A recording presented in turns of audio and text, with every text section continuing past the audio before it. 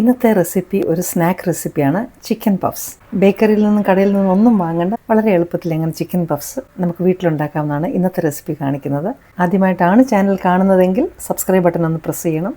അപ്പോൾ വരുന്ന ബെല്ലൈക്കണും പ്രസ് ചെയ്ത് ഓൾ എന്നുള്ള ഓപ്ഷൻ സെലക്ട് ചെയ്താൽ ഞാനിടുന്ന വീഡിയോസിൻ്റെ എല്ലാം നോട്ടിഫിക്കേഷൻസ് നിങ്ങൾക്ക് കിട്ടും. ഓൾറെഡി സബ്സ്ക്രൈബ് ചെയ്തവർ വീണ്ടും ചെയ്യരുത്, അൺസബ്സ്ക്രൈബ് ആയി പോകും. അപ്പോൾ തീ കത്തിച്ചതിന് ശേഷം നമുക്ക് ബേസ് കട്ടിയുള്ള പാൻ വയ്ക്കാം. അതിലേക്ക് നമുക്ക് വെളിച്ചെണ്ണ ഒഴിക്കാം. വീട്ടിൽ തയ്യാറാക്കുന്ന ഭക്ഷണമാണ് ഏറ്റവും ആരോഗ്യമുള്ളത്. അതുകൊണ്ട് വീട്ടിൽ തന്നെ ഭക്ഷണം പാകം ചെയ്യുക. Home food is the best food, so cook at home. എണ്ണ ചൂടായി വരുന്ന ഉടനെ പെരുംജീരകം ഇട്ട് കൊടുക്കാം. അതിനോടൊപ്പം തന്നെ സവാള, ഒരു പച്ചമുളക് ഇട്ട് കൊടുക്കാം. അത് ഉള്ളി മധുരിക്കാതിരിക്കാനാണ്. ഇനി ഇതൊന്ന് വഴറ്റിയെടുക്കണം.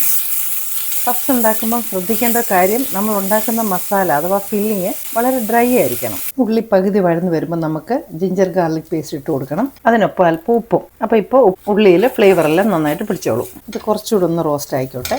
അപ്പോൾ ചിക്കൻ നമ്മൾ അപ്പോഴത്തേന് ചെറിയ കഷ്ണങ്ങളാക്കി അതൊന്ന് കഴുകി അത് വെള്ളം വാലാൻ വെക്കണം. ഇഞ്ചി വെളുത്തുള്ളിയൊക്കെ നമ്മൾ ഇട്ടതിൻ്റെ പച്ചമണം മാറുമ്പം നമുക്കതിലേക്ക് അല്പം കുരുമുളക്, മഞ്ഞൾ, മുളക് പൊടി, ഗരം മസാല, എരി നമ്മുടെ ഇഷ്ടത്തിനൊന്ന് അഡ്ജസ്റ്റ് ചെയ്തോണേ. ഇതിൻ്റെ പച്ചമണം ഒന്ന് മാറിയാൽ മതി. ഉള്ളിയുടെ കൂടെ ഇടുന്നത് കൊണ്ട് കരിഞ്ഞു പോകത്തില്ല.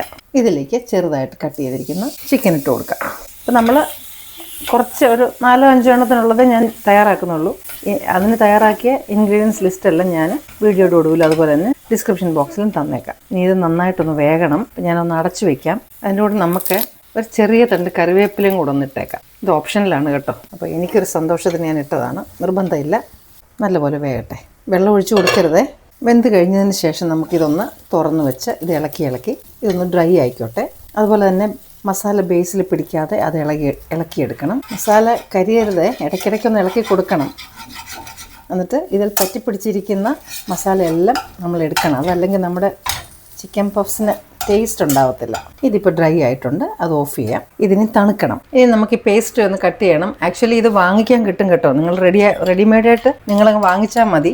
നമ്മൾ വീട്ടിലുണ്ടാക്കുമ്പോൾ അത്ര ഒരു പെർഫെക്റ്റ് ആയിട്ട് കിട്ടണമെന്നില്ല. അപ്പോൾ ഇനി ഇത് നമ്മളൊരു സൈസ് അനുസരിച്ച് നമുക്കൊന്ന് കട്ട് ചെയ്യാം. തണുത്ത് കഴിയുമ്പോൾ നമുക്ക് ഇതിനകത്തോട്ടൊന്ന് വെച്ച് കൊടുക്കാം. അപ്പോൾ ഇത് നമ്മളുണ്ടാക്കിയത് കൊണ്ടാണ് ഇങ്ങനത്തെ ഷേപ്പിലിരിക്കുന്നത്. മേടിക്കുകയാണെങ്കിൽ ആ പേസ്റ്റ് കറക്റ്റായിട്ട് നമുക്ക് കിട്ടും. എല്ലാ സൈഡും ഒന്ന് ലോക്ക് ചെയ്ത് കൊടുത്താൽ മതി. ഇങ്ങനെ ലോക്ക് ചെയ്യുമ്പോൾ വേണമെങ്കിൽ നമുക്ക് ഒരു ഫോർക്കിൻ്റെ വല്ലൊരു ഇതുകൊണ്ട് ഇങ്ങനെ ഒരു ഡിസൈൻ പോലെ ചെയ്ത് കഴിഞ്ഞാൽ അത് ലോക്കും ആയിക്കോളും, കാണാനും ഒരു ഭംഗിയുണ്ടാവും. ഇനി നമുക്കിതൊന്ന് എഗ് വാഷ് ചെയ്ത് ഒരു കളർ വരാനായിട്ട് വെച്ചിട്ട് നമുക്ക് ബേക്ക് ചെയ്യാൻ വയ്ക്കാം. ഇനി ഇതൊരു 180 ഡിഗ്രിയിൽ ഞാനൊരു 15 to 20 മിനിറ്റ്സ് നമ്മൾ നോക്കണം, അത് നന്നായിട്ട് പൊങ്ങി വരുന്ന സമയം. അപ്പോൾ അതിനി നമ്മൾ അവനകത്തേക്ക് വെക്കാം. എയർ ഫ്രയർ ഉള്ളവർ അതിനകത്തും വെക്കാം. അതും ഇതുപോലെ തന്നെ വെച്ചാൽ മതി. 180ൽ ഒരു 15 to 20 മിനിറ്റ്സ് വേണ്ടി വരുമായിരിക്കും. നമ്മുടെ പഫ്സിൻ്റെ കാര്യം എന്തായെന്ന് നോക്കണ്ടേ, എങ്ങനെയുണ്ട്?